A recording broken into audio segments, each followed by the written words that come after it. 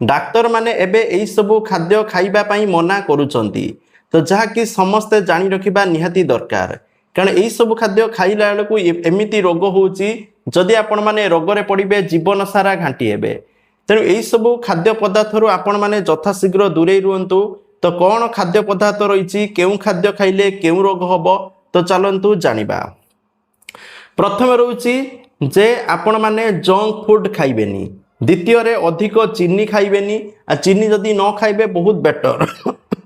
ता सहित मैदा जानिय मैदारे जो जो जिनस बना होची ता भी खाइबा मना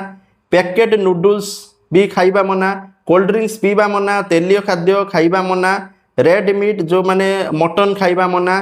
ता सहित इंस्टांट नूडल्स छोड़ा खाइबा मना तेणु कौ जिनस खाइले कौन रोग हुए चलतु जानिबा देखो अधिक चीनी थिबा खाद्य जेपरिक सॉफ्ट ड्रिंक होगला मिठा होगला केक होगला एगुड़ा जदि आपण मैंने खाऊंच डायरेक्ट चीनी खाऊंच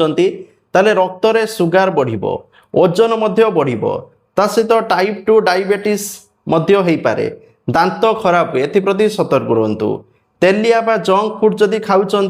ताले आपनकर कोलेस्ट्रॉल बढ़िबो चर्बी बढ़िबो पेट बढ़िबो हृद रोग मध्य हबो हार्ट जनित रोग शीघ्र माड़ी बसिबो आउ मोटापा आपनकर बढ़िबो ता सहित यूरिक एसिड मध्य बढ़िबो तेणु आपण माने सावधान रुहतु ता सहित होची पैकेट बा प्रोसेस्ड खाद्य बा विभिन्न खाद्य पॉकेट जनित बिक्री पॉकेट खुलले खाइले जेपरिक चिप्स आपनकर इंस्टांट नूडल्स सेडा जदि खाउचंती सतर्क रुहतु तो सेडा जदि खाइबे कौन हबो ना ब्लड प्रेशर बढ़िबो किडनी ले चाप पड़िबो पाचन समस्या हबो खाद्य शीघ्र हजम होबनी कारण कौ दिन कौन है कि पैकेट रे पैकिंग हो ताकि जदि खोली खाइबे तो यही समस्या देखा दे पारे डॉक्टर माने कहउचंती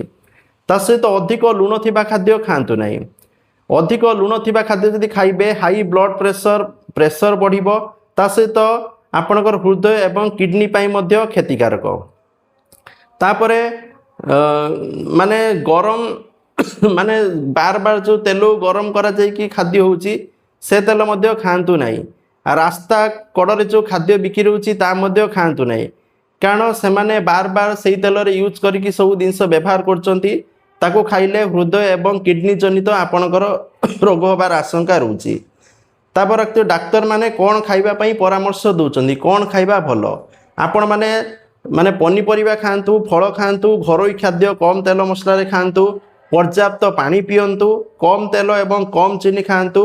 आउ संतुलित आहार खांतु जो जिनस देह पई भलो आ बाकी बाहर खाद्य खाइबे आपण शरीर धीरे धीरे भितर नष्ट हो आपण मैंने जानी पारे तो एप्रति सतर्क रुहतु सचेतन रुहतु जय जगन्नाथ।